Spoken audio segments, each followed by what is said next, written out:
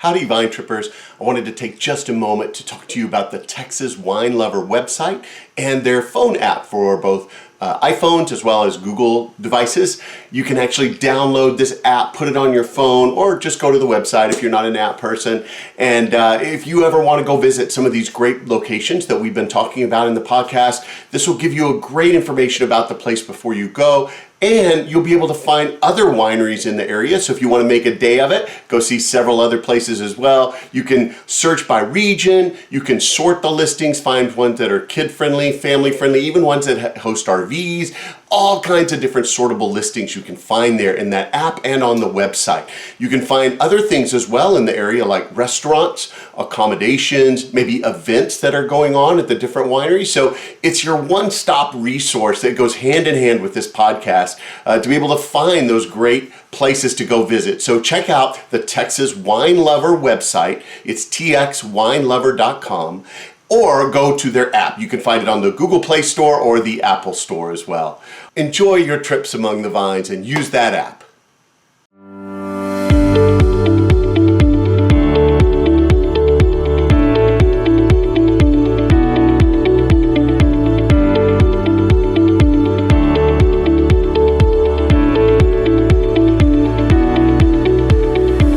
Welcome to Texas Under Vine, an exploratory podcast to scout out the best Texas wine country has to offer.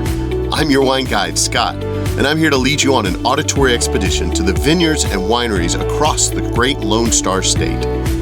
Each episode will cover a different vineyard, winery, or wine-related business operating in Texas. You'll hear interviews, descriptions, and details about each location that will excite you to visit and experience them for yourself. Ready to plan a wine tour? Use these episodes to choose the most interesting spots for you and your friends to check out. Most of all, enjoy hearing about the rapidly growing wine industry in the state and what makes our wines and wineries the best.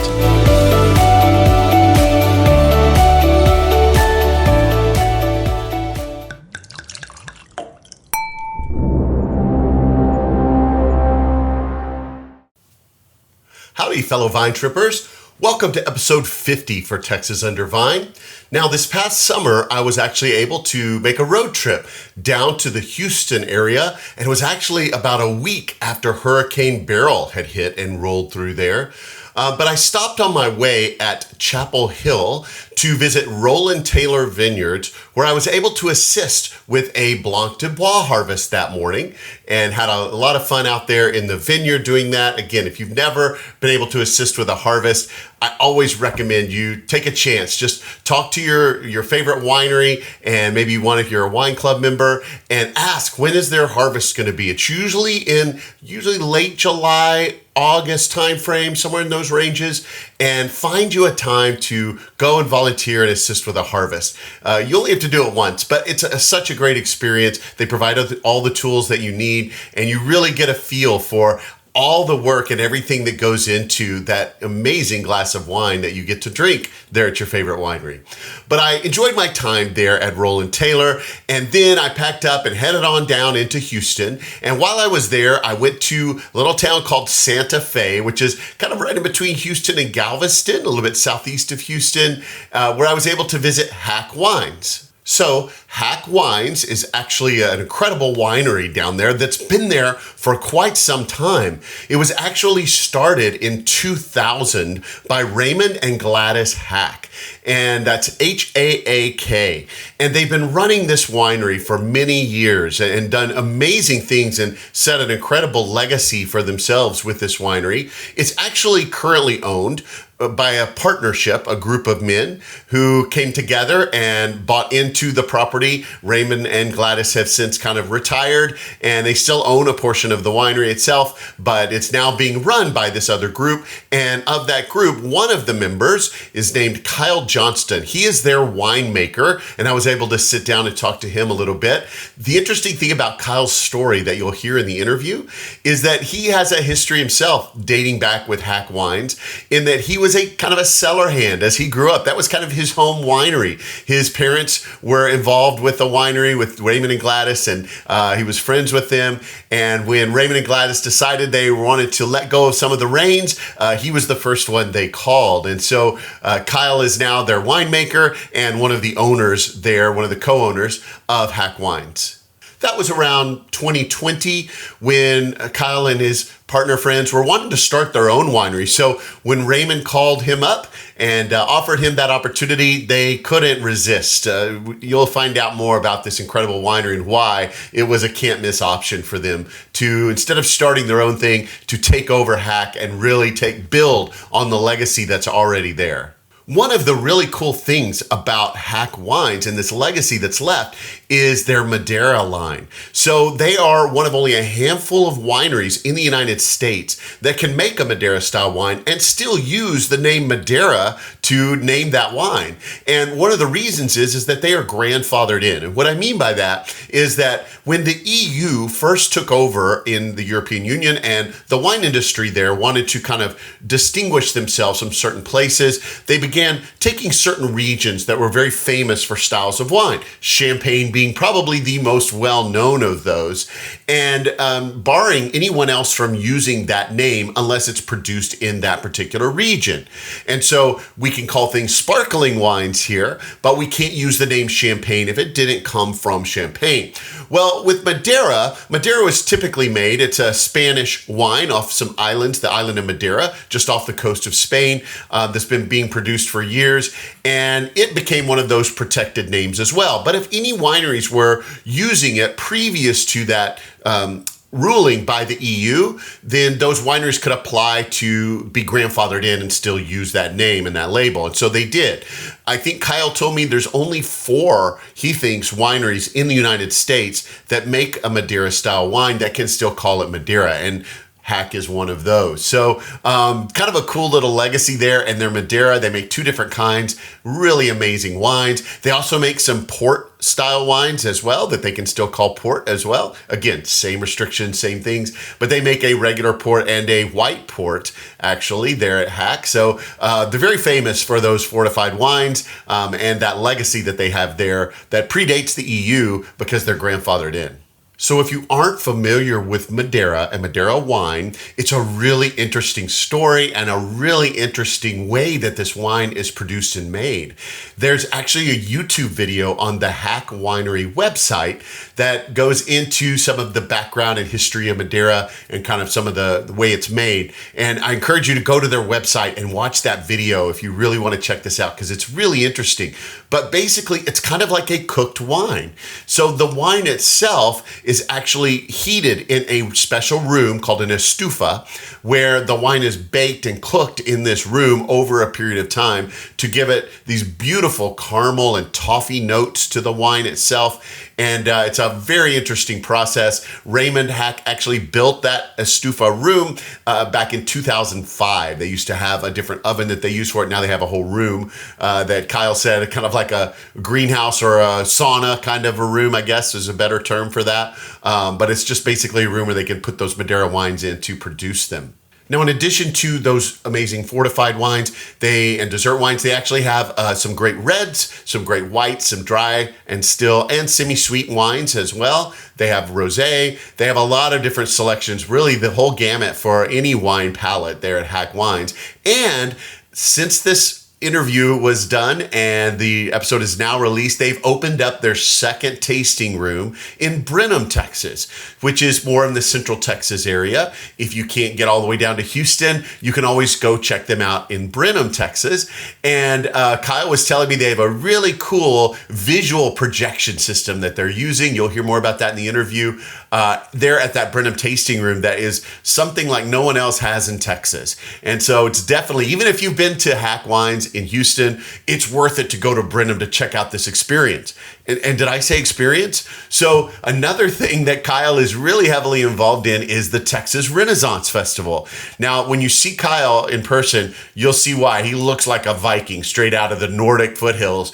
But he loves dressing up and doing the whole Texas Renaissance Festival. And he actually applied to get Haak Wines to be the official wine of the Texas Renaissance Festival, and they have mead as well. And so they have every year at the TRF, they have a booth set up called Odin's Table where they do these tastings of the wines and the mead. And I have heard that it is an experience. I have not yet had a chance to do that.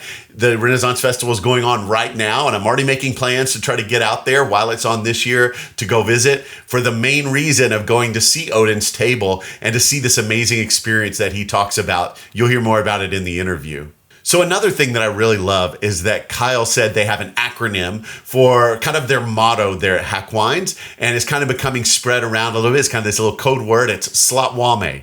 And you're like, what is that? It does sound like a weird Viking kind of word, right? Well, it's an acronym that stands for Spreading Love Through Wine and Memorable Experiences. And that's their goal. So they have not only an amazing experience there in Houston and Santa Fe, but now they have this cool visual experience there at their Brenham tasting room, and of course, the Texas Renaissance Festival I mentioned a moment ago. And during the interview, Kyle actually had a wine glass that had that in kind of Viking letters on there, SLTWAME, Slotwame. So remember that. That's the secret code word when you go to see Haak. So in addition to those amazing wines, they have actually planted some vines on site. Their old vineyard has suffered some issues, and they've started to replant it, and they're planting some of the Walker varietals that I've mentioned before on this podcast a few times. These are vines that are Pierce's disease resistant, and that's a big problem there, especially in the Houston area because of the high humidity, major issue. And so if these vines really take hold and do really well, it could take them into a whole nother level for the amazing wines that they're producing there and more options and more things that they can do. So they're excited about those vineyards that they have planted there. And while you're going down there, they actually have rooms that you can rent and stay with full access to the winery. So if you're looking for a place to stay when you go down there, there's no better place than to hang out at Haak Wines and stay in one of their locations. They have a treehouse area that kind of overlooks some of the winery, but check out those rooms to rent as well. But even with all of those really cool things, I think one of my favorite things I saw when I was there was in their tasting room. They have what are called Napa wine dispensing machines. And they're these kind of it's like a wine ATM. You go up to it and you can see the different bottles that they have in that particular one. You get a card from the wine steward and you can load that up with credit. And then you go over to the dispensing machine. You put your glass under the spout of the one you're looking for, and you can swipe your card and pour as much as you want of each of those different wines. And it's a really cool way to sample different things. You can do your own guided wine tour right there at that wine dispensing machine. You can even do as I did, where I found a few, tasted several different ones. I went back to my table, enjoyed a glass for a little bit, and then decided to get another glass of something else. So I was able to go right back over, slide the card, and get a little bit more. So it was a really cool setup and something you have to check out when you're there in Santa Fe. Now, after I had finished tasting those amazing wines out of that Napa dispensing machine and gone around and seen the property and everything, I was able to go downstairs into this really cool renovated wine cellar that they had downstairs. And I was able to set up and meet with Kyle Johnston, the aforementioned winemaker, and one of the owners there at Haak Wines, he was just fresh off the harvest of those very Blanc de Bois grapes that we had harvested earlier in the day. He actually had come back and was processing those while I was upstairs tasting great wines. So he had just finished. He was able to sit down with me and talk to me all about some of the history of Haak and some of those great wines and his story here. It's a really fun interview. Let's go to it now.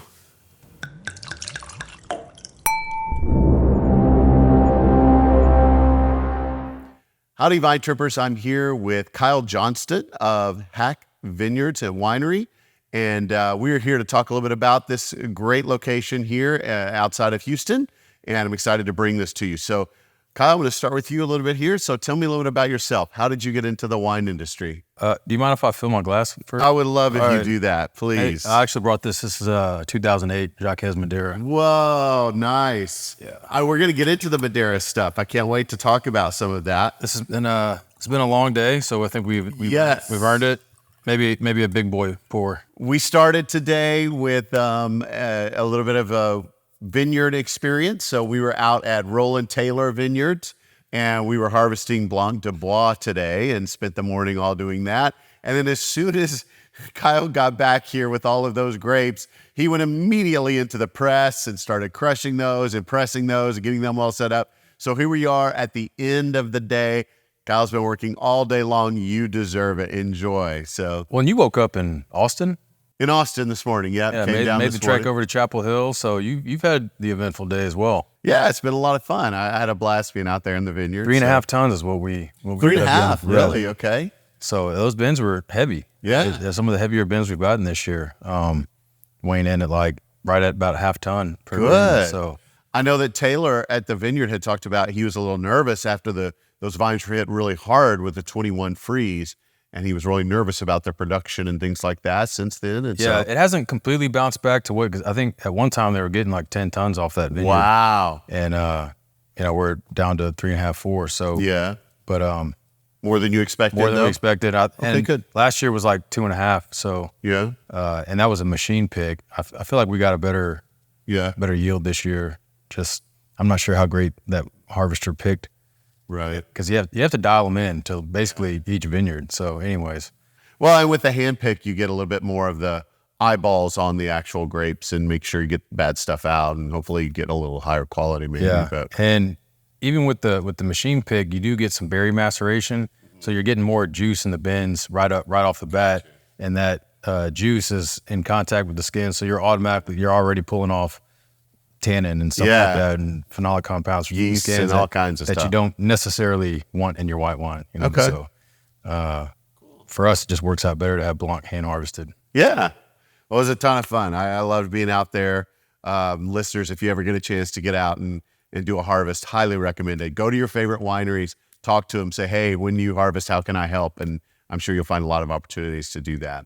Okay, so what was that question? Okay, so back to you. So I want to know a little bit about what got you started in the wine industry. I would say I started here. Okay. My grandfather was best friends with Raymond and Gladys Haak. Yeah. And so when they opened their doors here, I was here when this place opened. Really? Yeah. So in 2000. In 2000. So I have a history with this place. I've known the Haaks my entire life. Right up on that bottling line, right there is where I started. And this used to be just barrel storage down here where we're at. Yeah. And there's some vents right there, and that smell was just radiating from those vents. Something about that smell kind of resonated with me, stuck with me. And so fast forward, I did my undergrad at SMU and then worked in Dallas for a while. And then you start going through that point of your life where you're like, what do I see myself doing the rest of my life? What's going to wake me up every day? What's going to, get me out of bed, get the engine running? And there's just something, passions lie? Just something gratifying about a very old practice, human practice. Winemaking's over 10,000 years old. So something about that and the kind of grounding aspect of it, that it's just kind of rooted in human nature and it even in all cultures, right? I mean, there's some form of alcohol, whether it was wine or mead. So that kind of attracted me to it. So I ended up going get my master's at Texas Tech. Okay. And studied viticulture and enology. Mentored under Kim McPherson while I was there. Shout out K Mac and Spencer. And Jaime and Juan as well. Those guys are just as integral in that operation over there. And then went to work for Eric Hilme. Okay. Which was awesome. I mean, if you've ever gotten a chance to meet him, one of the best dudes. And we still talk pretty regularly. He's hilarious. But of Hilme Cellars. Of Hilme Cellars, yes. Yeah. And then one of my old professors at Hellman reached out, and him and some physicians in Abilene were wanting to develop a winery in Coleman, Texas, kind of a build it and you will come deal. So we started that from the ground up. That was Rancho Loma Vineyards. Okay. And they're still around. And then I went up and worked for Andy Timmons, and Meadow went back up to the High Plains. And Andy's a great guy if you had a chance to meet him. He's got La Pradera Vineyards and other projects up there, and integral in the Texas wine industry, grape growing industry. And from there, Raymond called me up and was like, Babe, well, they call me Babe, and because my dad's Kyle as well, and said, look, we're going to go ahead and put the winery up for sale. Just want to let you know. And my partners and I, we had kind of been looking for something in the Houston area. It was going to be initially kind of a start from scratch deal, but when this came up, it was, a little more turnkey operation, and there were some other pieces that kind of one of our partners, Case Keenum, he says it was a God thing. So there was kind of those types of variables that brought us all together, and just felt like this was the right move for everyone. And so that was back in 2020. Yeah. Right after the pandemic that we took over, and this was the first space that we renovated. Wow. So here you are in the winery that you grew up at, and you get the dream of being able to come in and take the reins from the legacy that the Haaks had established here, and to build on that and make it your own. Exactly. Yeah. We're trying to make them proud, honestly, and just build upon what they started and their legacy, and just building on the Haak name and the brand, and trying to do some different things, and the Renaissance Fair, and just trying to put our own little spin on it and take it to the next generation. Yeah. So you build on that foundation they had already established with things like the Madeira program and their ports and things like that they're known for. And a lot of that was just untouched. I mean, that's not a broken, thing. So yeah, we're continuing that. I mean, you can't talk about Madeira in Texas without, we're the only one. Yeah. There's lots of other Madeira styles, but we're the only winery in the state that can put Madeira on the label. Well, let's talk about that for just a second, because I don't know how many of my listeners really know about that. So the EU has, for several different things, wines in the European Union, but restrictions on naming things based on those locations, like port and champagne and Madeira and sherry and things like that. But there's several wineries that are grandfathered in because you were producing before the EU started these regulations. And so Haak is one of those for Madeira? Yes. Yeah. Okay. And from what I understand, we're one of maybe 3 or 4 in the entire country. Really? They got grandfathered into that. So our initial government-approved labels were in 2002.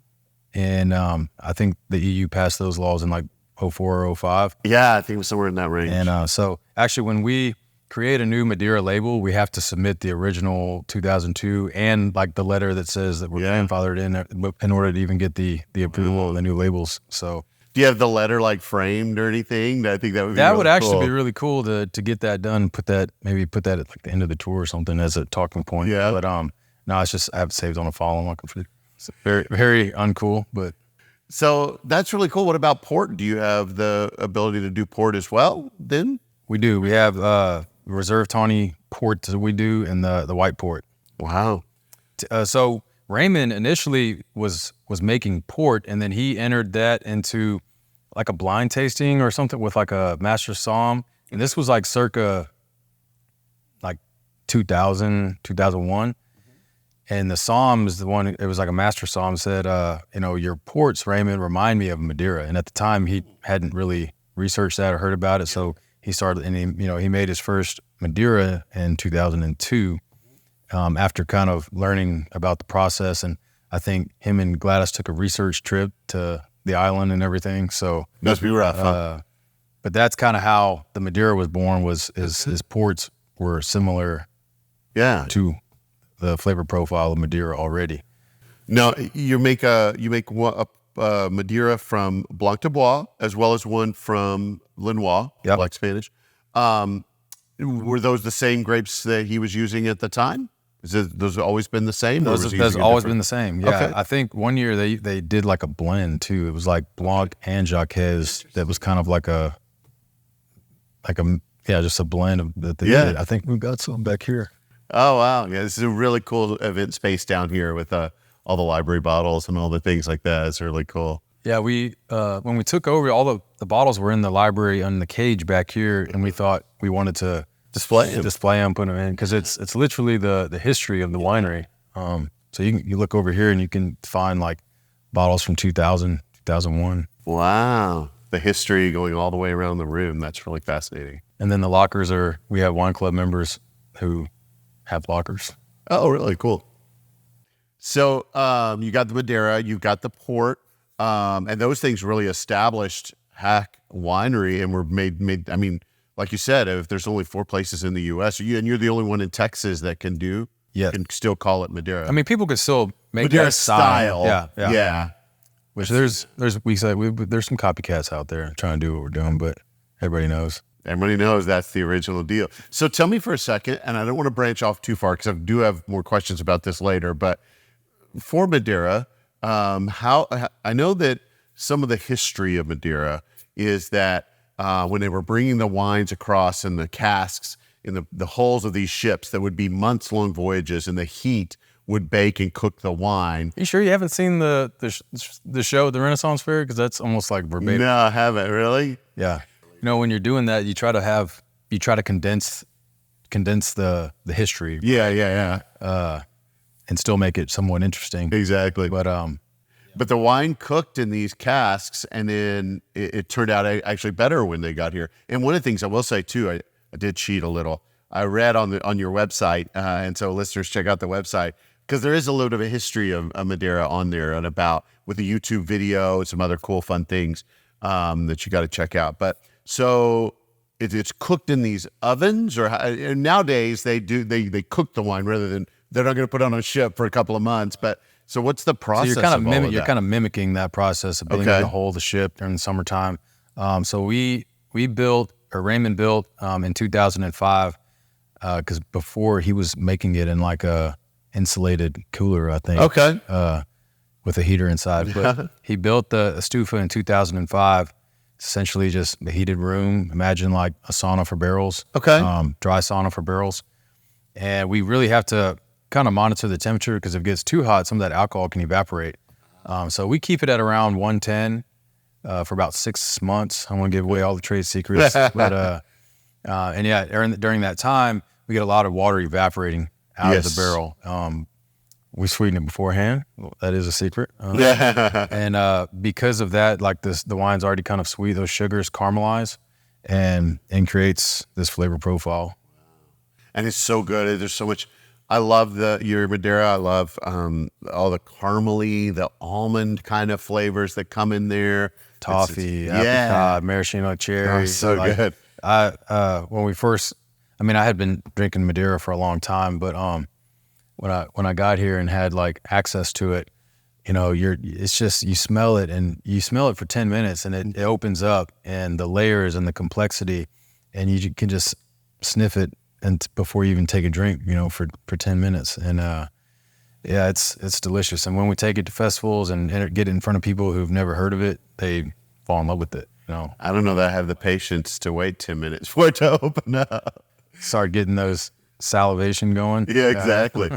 Well, let's steer back for a second to the location, the winery itself. So a little bit about some of the history of the location here. So we are in Santa Fe, Texas, which is it's kind of a little southeast of Houston, kind of on the way almost to Galveston, not quite to Galveston, but southeast here.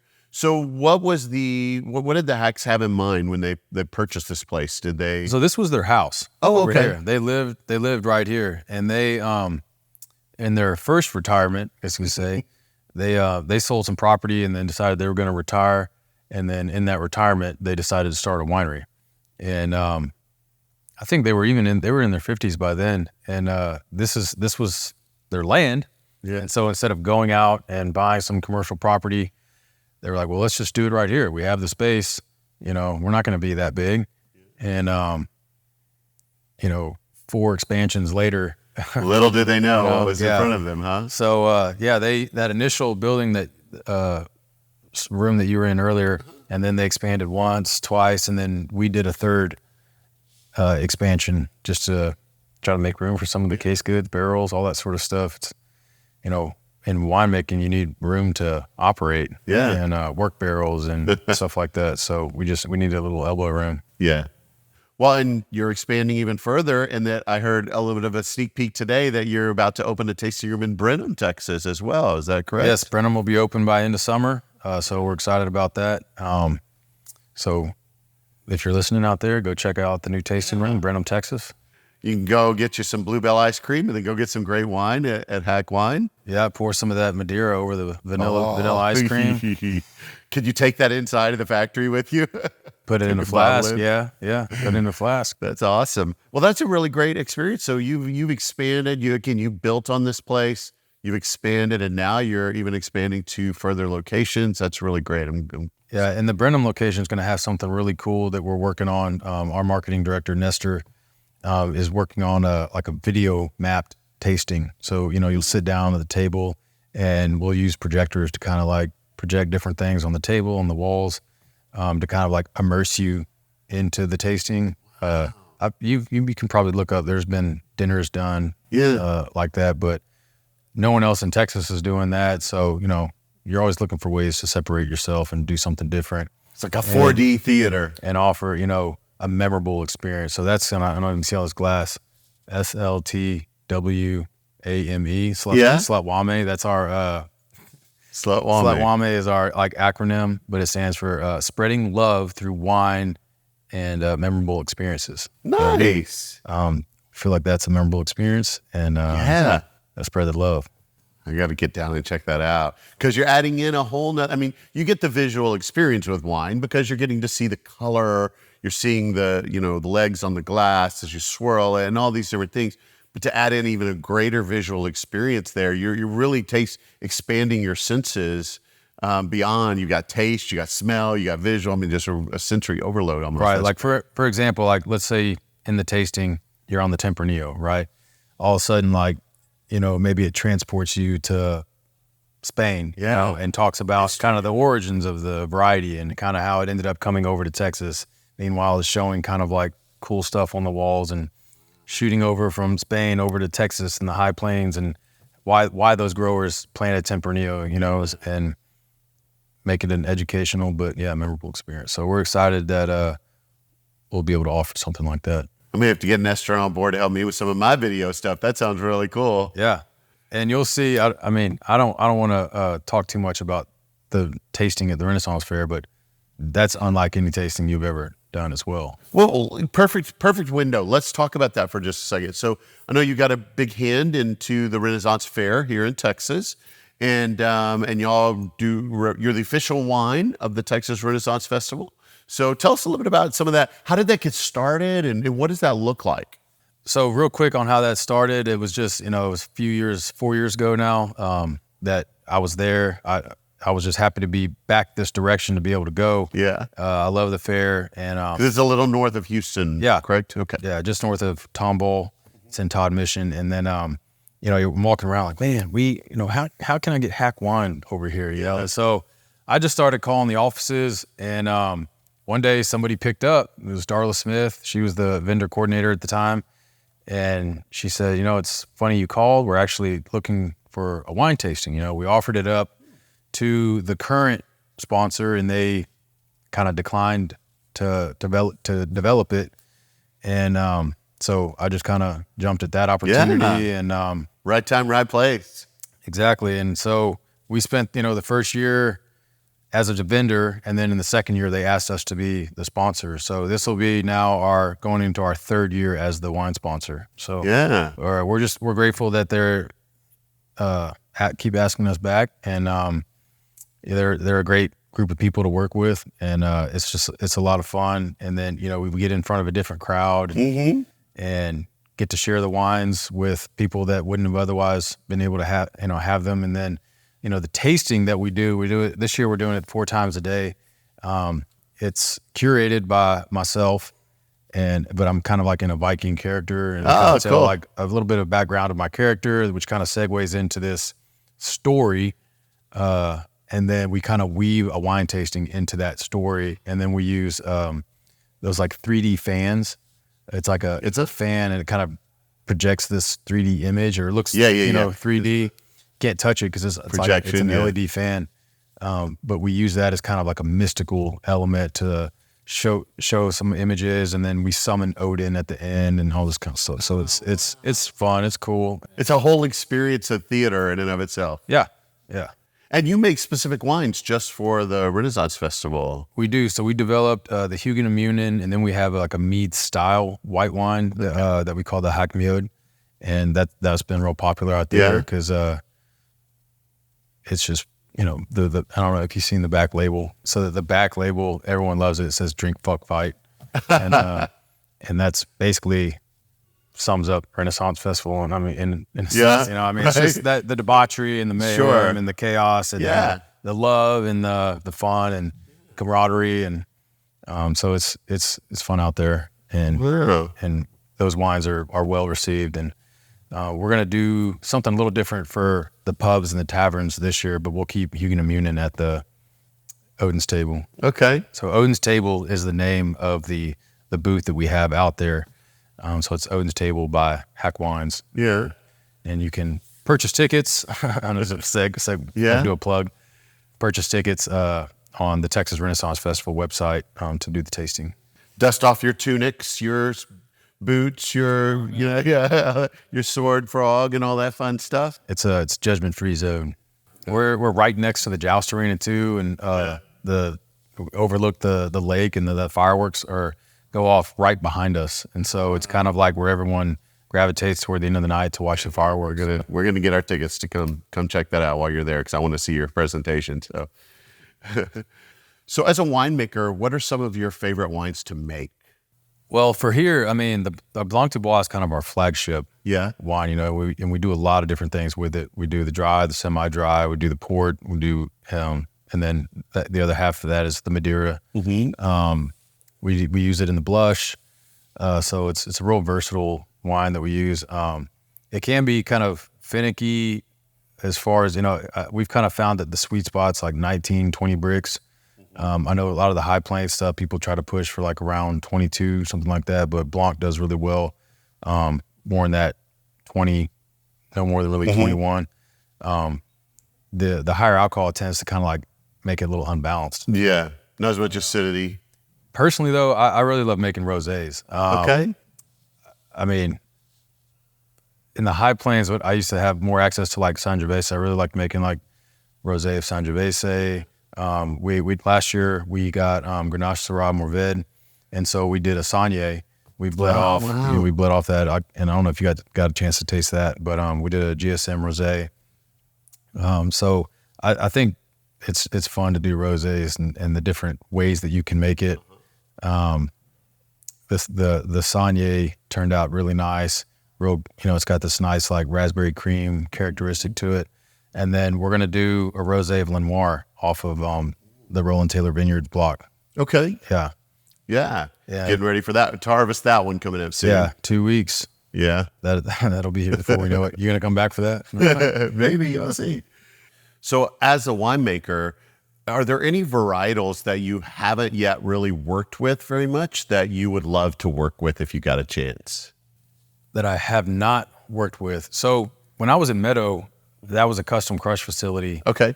So I actually felt pretty lucky that I got to work with pretty much every variety that Texas grows, because you know, they were all getting sent to us, and I was making wine for a lot of these wineries in the state. There was one that I made one wine for. It was Graciano. Okay. I'd like to work with that one again. That was just it was just like super easy wine. It just made like the best, you know. Carmenere is another one. Oh, Chisau. Yeah? Yeah. Portuguese. Yeah. I thought, you know, we could do some cool stuff with that, and then maybe even experiment with doing like a Chisau Madeira. Oh, really? Yeah. Do you ever, and I thought about this a second ago when you talked about your Madeira, so you do the Black Spanish and you do the Blanc de Bois. Do you ever, and your ports are both Black Spanish or Lenoir and Blanc de Bois as well, the white port. Do you ever use, you said that Bisa one had Touriga in it. Do you ever use Touriga for the port? We haven't, just because it's a standard port grape, so that's why I was curious. Yeah, no, that one's kind of been in the back of our minds. Like, well, maybe we'll try the Touriga, because it's like traditionally a port or Madeira wine. But it ends up just being so good as a dry red, and we don't get a lot of it. And we've had some pretty like gold medal Tourigas. Yeah. And so it's kind of one of those things where it's like, do we want to make it as Madeira or just keep it as a dry red? Because like it's kind of developed a little bit of a following, and if we got more of it, then I'd be open to it. But just the fact that we get kind of a limited quantity, gotcha. We just keep it as a dry red. But, yeah. I love a good dry Touriga. Not to say that it's not in the cards in the future. Yeah. That's what's cool about being small. Is that we have kind of that freedom, flexibility to be creative with different lots. Yeah. And depending upon what harvest brings or different contracts and things. So cool. Well, what are some of your kind of favorite wines with customers? What are the ones that, just keep flying off the shelves? It's hard to keep in stock. That just people demand. We're about to be sold out of the Besom one, which is Besom one is some kind of locally famous graffiti artwork out in Houston. Okay. You can find it on the 45 South. Yeah. And we actually contacted the artist. It was kind of hard to track him down because technically graffiti, they're tracking things. So, but we got his backing and support to do it. Okay. We didn't just rip it off. Yeah. But the Besom one, it has been really popular just because of it's recognizable, but also the wine is fantastic. It's a blend, a 50-50 blend of Montepulciano and Touriga. Okay. That's the second iteration that we've done. The first one was a Malbec Merlot blend. Okay. But the Besom one flies off the shelves here. The wine club members really liked the Astrolabe or Astrolabe, and then that was a Merlot Malbec blend as well. And then the Cotton Candy Dreams. Yeah. And I guess probably the top SKU. Yeah. It sells nice really sweet wine. Sweet wine is kind of the gimmicky thing, but at its core, it's a very good wine. Yeah. And the essence that you get of the cotton candy grapes, or it's not really the cotton candy grapes, but it's the essence of a cotton candy. Okay. So imagine just drinking kind of a semi-sweet rosé, and then you walk past a cotton candy stand and kind of catch that aroma. That's what it's like. You don't really taste it heavy on the front, but it's after you swallow, you kind of get on the back end. But that kind of stemmed from my partner, Austin Elrod. He was like, man, have you ever had those grapes at the store? I'm like, yeah. He's like, what if we did a wine that kind of tasted like those? And I was like, okay. Challenge accepted. So we started with a small batch, gone. Really? And I was like, oh man, okay. So I'm onto something. We had to make more. So it's done really well. And it was actually the first AI generated wine label thing. Okay. Got in there. Yeah. So. Well, and some people might poo-poo sweet wine, some people might not. Some people, there's a huge audience for sweet wines.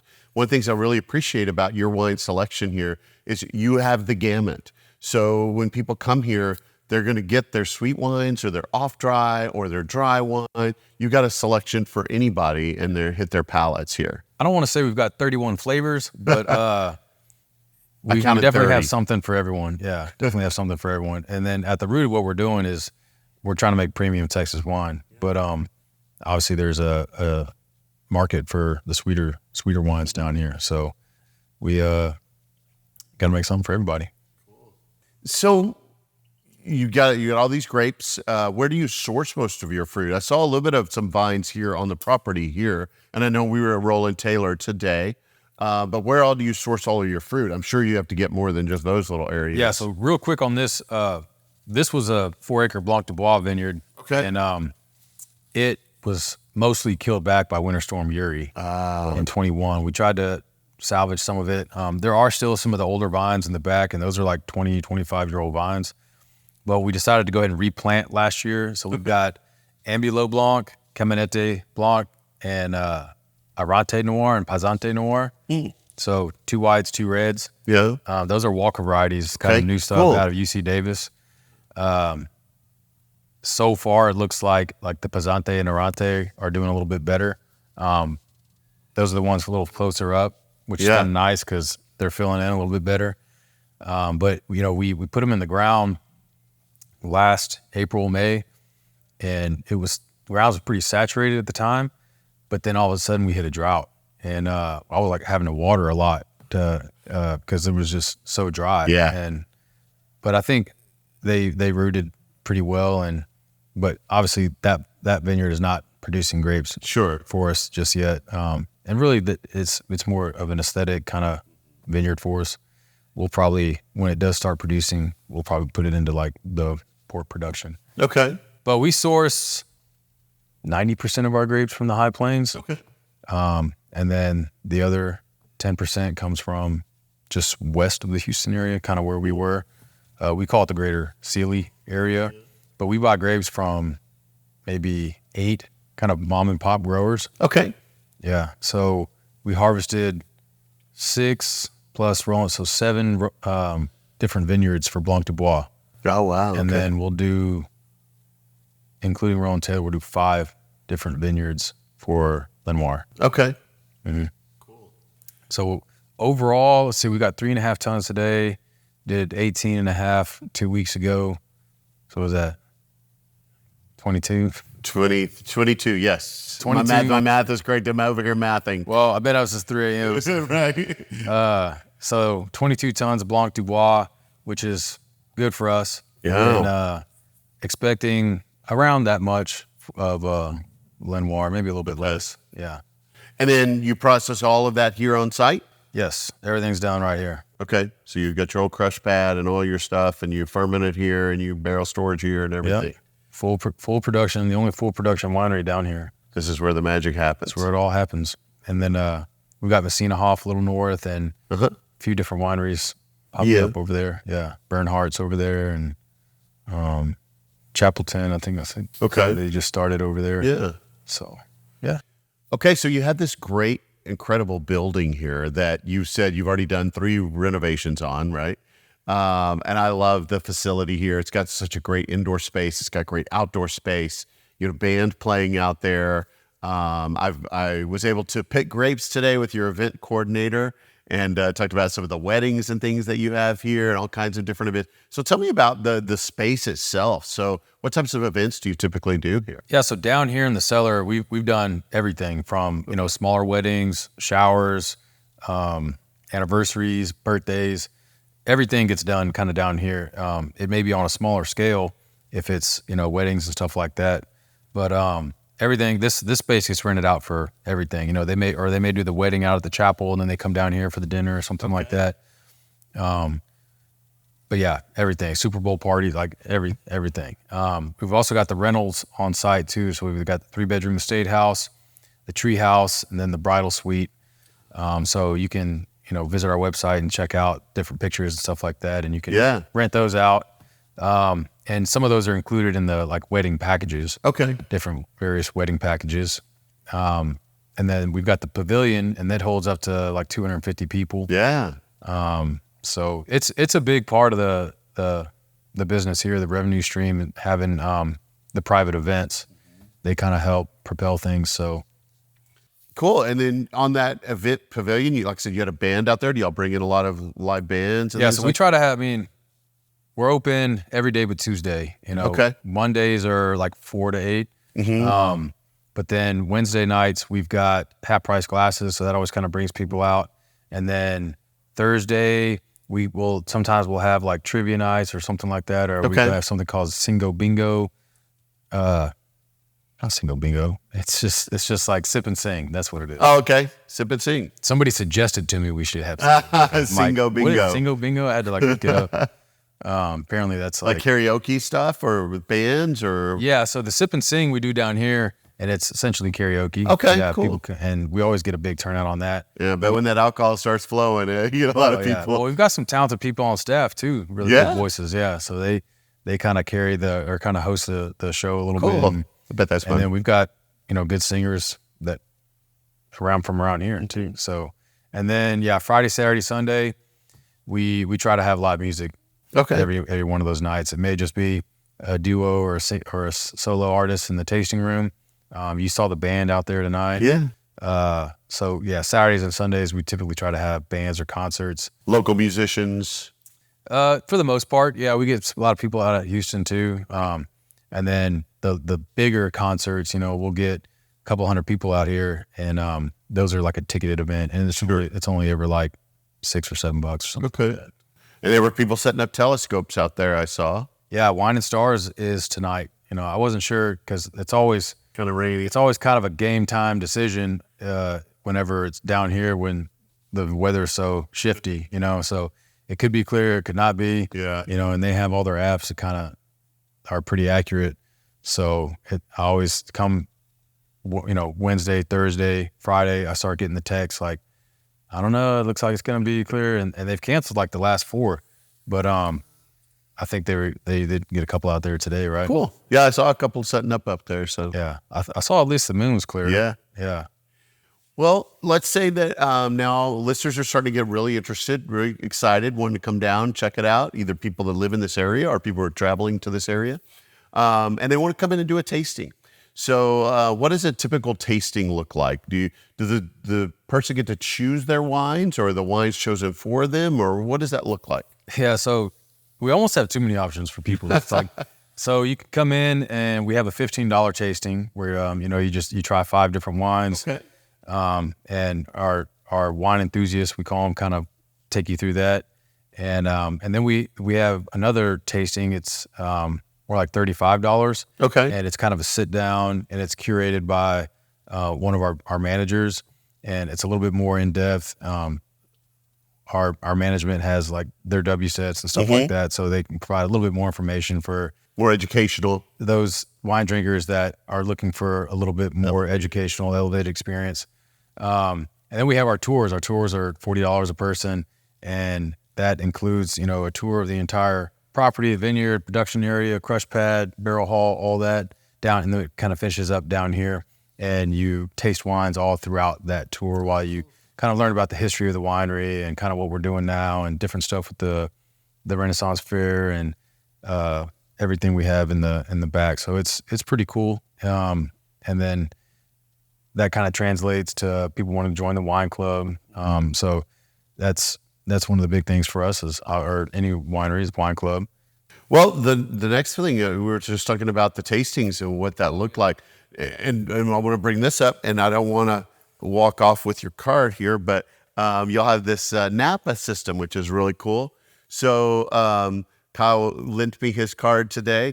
Really cool little card system with some dispensers where customers can actually put the card in and dispense different wines. So tell me a little bit about that situation and how that works. Yeah, so as I mentioned, we took over right after COVID, and things were still kind of touchy. Yeah. And so one of our partners, Troy, Kyle, he thought he had these, used these before. I think he had one in his office too, and he thought it would be cool to get a few for the winery as another way for customers to kind of do a wine tasting, but more of a self-guided wine tasting that was kind of contactless and didn't have to be close to a wine enthusiast or staff, stuff like that. They could still, maybe it's like wine club members that kind of already are familiar with the wines and they just want to come in and maybe try some of the new stuff. And we even put some of the wine club exclusive wines in there so that, people who aren't in the wine club can at least maybe try some of those and maybe join. Incentive. But yeah, so basically we, load the card, and it's funny to see people. It's like kid in a candy shop because they're just like trying all the different flavors, and it's a cool way to kind of sample a lot of different wines, maybe more than 5, because we have like 20 or so, 16 spaces. Yeah, something like for us. So 16, I think that's great. And then there's like a 1 ounce, 2.5 ounce, and a 5 ounce pour. Yeah. So you find one you like and get a glass, and Yeah. don't even have to mess with any any staff or anything. Is the card tied to their account? Do they pay afterwards? Do they load the the card? How does that work? Yeah, so the customer will give us their debit card or credit card.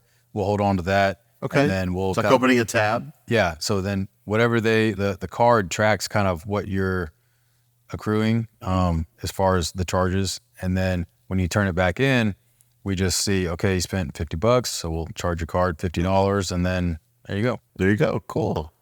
So you can kind of pay afterwards. Yeah. Go do it as you want, and then pay afterwards. We've also got some grab and go items, some charcuterie, cheese and charcuterie board. Okay, yeah, I was going to ask about food options. We've got some like non-alcoholic beverages. Okay, for kids. Sodas and kids, and Lunchables and stuff for kids.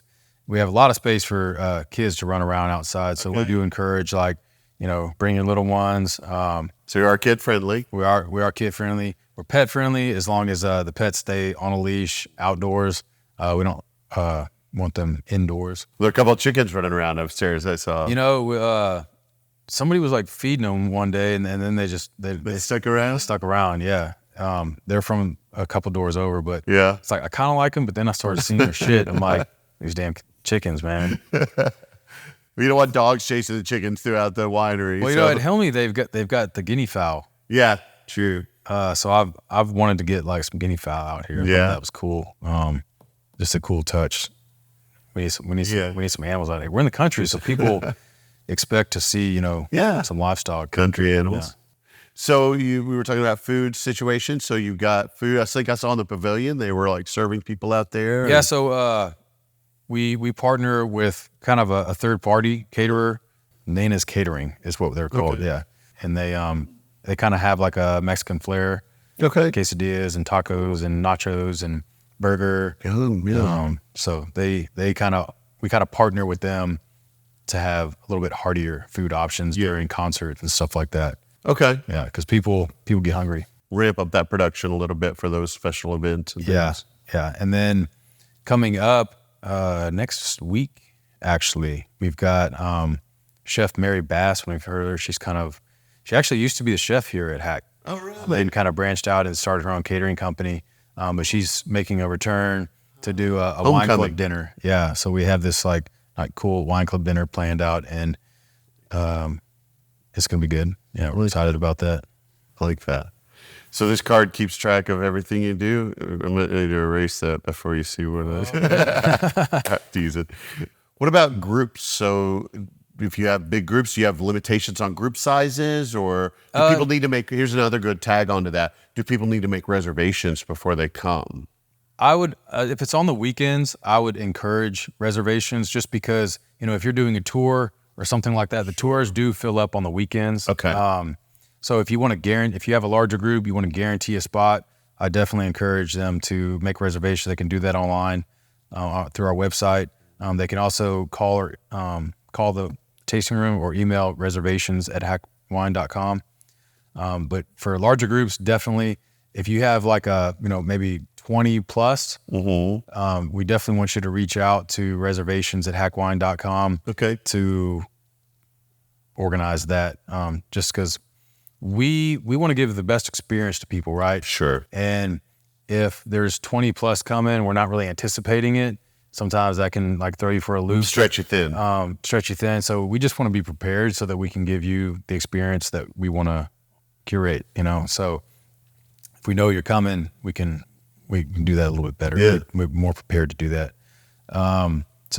Reservations@haakwine.com. You can email them for large groups. But if you're just, husband and wife, or let's say you've got an underage minor, they're allowed to accompany you on the tour. No issues there. And then if it's up to the parents, right? If they want to taste anything. So, I know some spots have it's legal in Texas for as long as the guardian provides it. Yeah. So tell me about your wine club. I heard you mention something about the Mary Bass with a wine club dinner and stuff. So what does your wine club look like, and how can somebody join it? All right. So if you want to join the wine club, really the best way is to go. You can do it on our website. Okay. If you're on site, we've got a few kind of, depending on the palate, right? So if you're a sweet drinker, we've got the Dulce. If you're a dry white, we've got the Blanca. If you're kind of a mix, we've got the San Pasquale. But if you just like dry reds, we've got the Roja. So depending on your palate, you can join one of those clubs. And that's a 4-bottle allocation 4 times a year. Okay. Okay, so once you join, you're essentially committing to 2 allocations. Okay. All right, so 8 bottles of wine. You can drink that in a week. And then just all kinds of the normal perks. You get 20% off wine. Now, we do have another option that's a fully customizable.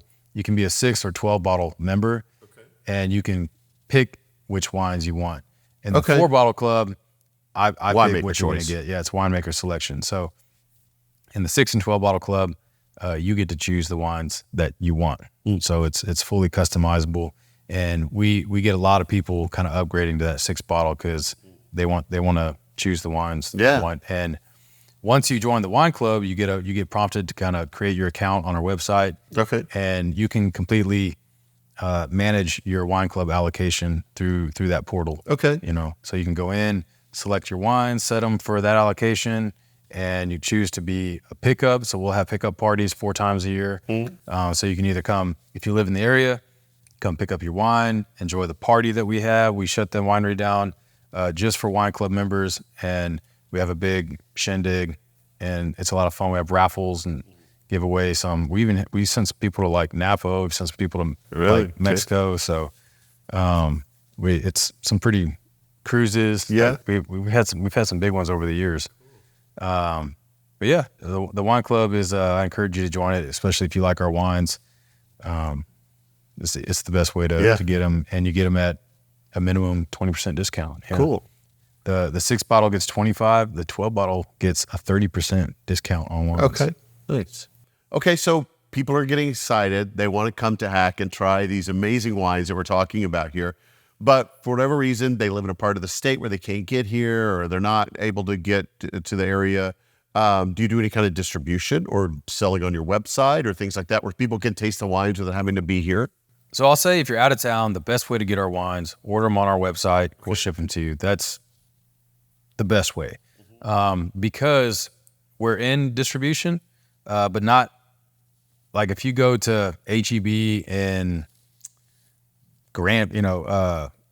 Dallas. Yeah. Right. I don't even know if there's HEB. There's actually a couple new ones up there now. Oh, really? Okay. So if you go to HEB in Dallas, maybe they only have like our Thomas Jefferson series Madeira, which was like a 375 milliliter version of that.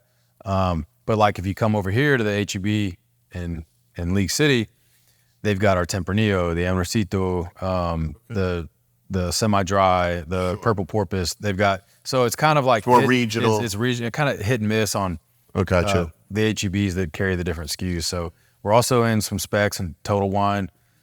So if you go to those places, you can go to the Texas section, ask the wine stewards for Haak, and then maybe they'll be like, "Oh, if people keep asking for Haak, maybe we should carry some Haak." Yeah. Ask for Texas wines. There you go. So to answer your question, you can find our wines in Specs, Total Wine, HEB, and some select Kroger's as well. But if you have a certain wine that you really want to try, the best way to get it is through our website.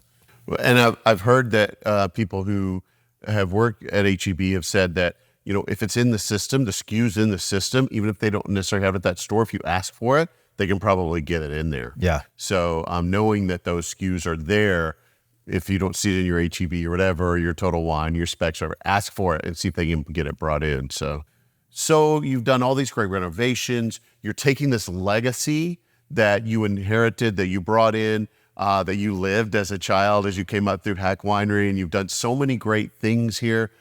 Besides the tasting room in Brenham that we talked about, what does the future hold? Do you have big plans for future growth or ideas of things you'd like to do and see? We do. So, you talked about distribution where there's still plans to kind of like expand on that and kind of like get a better strategy. And then we're also, this might be shooting it too early, but we're eyeing Galveston as having another tasting room in Galveston. Okay, cool. I'm BOI, born on island. Yeah. So that for me, that's kind of like a dream come true to have like a presence in Galveston for the winery. So hopefully that works out. But things have to align. Sure. And there's timing and other variables, obviously. But so that's kind of where we're at as far as a winery is. We're going to continue to do the thing at the Renaissance Festival, and that's been really great for us. Opening the Brenham tasting room, and then potentially Galveston. We've got some plans, capital improvements that we want to do here. Okay. Including like a organic kind of playscape. Okay. We're going to put in some RV sites for people to be able to come in and have their RVs, because we get a lot of harvest hosts. Okay. There's one in the parking lot right now. Okay, cool. And so actually offering some pad sites with water and electricity, and have kind of build that more in, and because we have the whole backside of the vineyard that essentially goes unused. So those are all kind of plans for on-site expansion. Yeah. Mm-hmm. And you've been breaking new ground with talking about those new varietals that you're planting here on site. So you're definitely treading the water and blazing paths for many people behind you. Okay, well, there are a lot of different places in Texas that people can go to get great wine. Haak is one of them. So tell me what really sets Haak apart. What are the things that really make Haak special so that people would say, you know, of all the places out there, I must go see this place? Well, the property is beautiful for one. You know, we get gorgeous sunsets over here. The wine is some of the best in Texas, you know, so people don't realize they don't have to go to Fredericksburg to have the premium wine experience, right? Obviously that's a fun thing to do, but it's also an expensive weekend, right? But if you just pop down here, it's a family, pet friendly, you know, people friendly environment, right?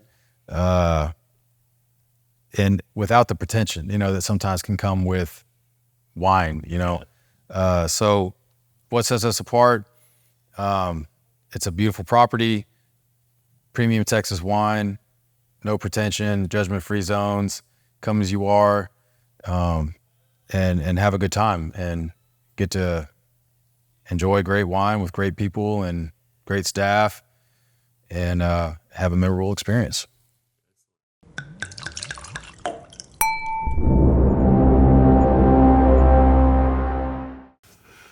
Slot Wame. I love that. So whether you're actually in Santa Fe at the main winery, or if you go check out their brand new tasting room there in Brenham, or maybe you're being served wine by a Viking at the Texas Renaissance Festival, you can be sure that you are going to feel the love through that amazing Texas wine and that memorable wine experience that you will have there. So Slot Wame, that should be my new cheers whenever I visit somebody. Definitely when I go to Haak, I'm going to pass that word back along to Kyle. Now, as always, be sure to check out their website before you go. It's www.haakwines.com. Now, it's Haak wines.com. It is pronounced Haak. I've seen other people who saw it and thought it was Hawk, but it's Haak Wines, and you can easily find the website. There you're going to find some good information about their history, especially Raymond and Gladys, and what they've done to start that winery and where it came from. And you'll find that cool video there about Madeira. You got to watch that. That's a really neat thing. And you'll also see things like the awards that they've won, those amazing wines, their locations, the places that you can rent to stay, their event calendar, and even the wine clubs that Kyle mentioned and talked about in the interview. And don't forget, when you go to see them, make sure you tell them you heard about them on this podcast, Texas Under Vine. So as we wrapped up the interview, I had to make the hard decision of which wine did I want to purchase to bring home for my library bottle for this episode. And I tasted so many great things. I'm a huge fan of both of the Madeiras and both of the ports that they make. I made sure to bring home a bottle of each of those just for my own private fun consumption. But I needed to pick out a special bottle just to be the library episode bottle for this episode here at Haak Wines. And so I decided to settle in on the Be Someone wine that Kyle talked about there in the interview. This is a tribute to a famous graffiti, like Kyle talked about in the interview there in Houston. And it is a delightful mix of Touriga and Montepulciano. It was a very smooth blend. I think it's 50-50 of both of those two grapes that had some mesmerizing dark fruits on my palate and really kind of burst out, very smooth, but lasted for such a long time on my palate. It was a great blend, great mix. I can see why this one's going so fast, like Kyle said in the interview. I was lucky to grab one. So this is my library bottle for this episode, Be Someone from Haak Wines. It may be in short supply, but you need to try to taste this when you go visit for yourself if they still have it available. All right, one more glass of Madeira, and then it's time to hit the road and go see some more great fun wine destinations to bring you all the great information of those locations as well. But before I leave, would you be willing to do me a favor? So if you're enjoying this podcast, would you make sure and share it with your wine-loving friends? There may be others of your friends that want to go visit some great wineries here in Texas, and they just don't know where to go and need more info, and this could really provide some of that info for them. And if you'd be willing to leave me a rating and review for the podcast, it's free to you, and it's very simple to do wherever you get the podcast. And that really helps move the podcast up in the algorithms to be seen by even more people who might be interested in our Texas wine scene. And if you're watching this on YouTube, make sure to click the like, subscribe, and be notified button down there to be notified every time the new episodes come out in my YouTube channel. And if you're on YouTube, leave a comment down below. Tell me, what is your favorite thing about Haak Wines if you've been there? Or if you haven't been, what is the thing you're most looking forward to when you go to see them? And with that, my time is up. So don't forget, subscribe to the podcast and follow my socials to be notified anytime a new episode is released. And until then, happy trails and bottoms up, y'all.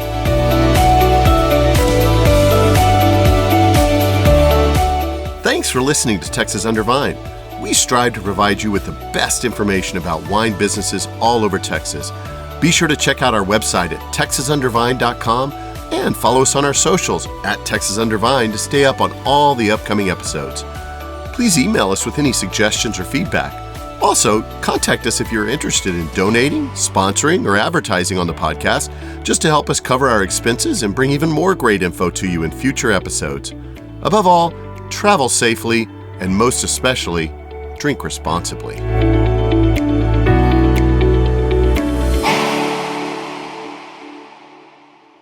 Howdy, Vine Trippers. Did you know that I now have a merchandise store for Texas Under Vine? I only have a handful of limited items, but you can go check those out and wear your Texas Under Vine swag if you'd like to tell all your friends about the great wine locations we have here in Texas and maybe get them interested in the podcast as well. So there are things like t-shirts, there's a hoodie, there's a beanie, a ball cap, things like that. But one of the most exciting things I have right now is my limited time offer t-shirt. That's my Season 1 t-shirt. So this is your Tasting Through Texas Under Vine Season 1 t-shirt. It's only going to be available for a little short amount of time. On the back, it has all the different locations like a band tour t-shirt. So this is a limited time item and you can go out and get it now. And one of the great things about that t-shirt is a portion of every sale goes to support the Texas Hill Country Winery Scholarship Fund. So you know that by buying that t-shirt, you're also investing in the growing and flourishing of an amazing wine industry here in Texas and all of those people that are going to come and make it even better. Check out that merchandise store. It's on my website at texasundervine.com. Just go up to the top. You'll see the link for the merchandise store.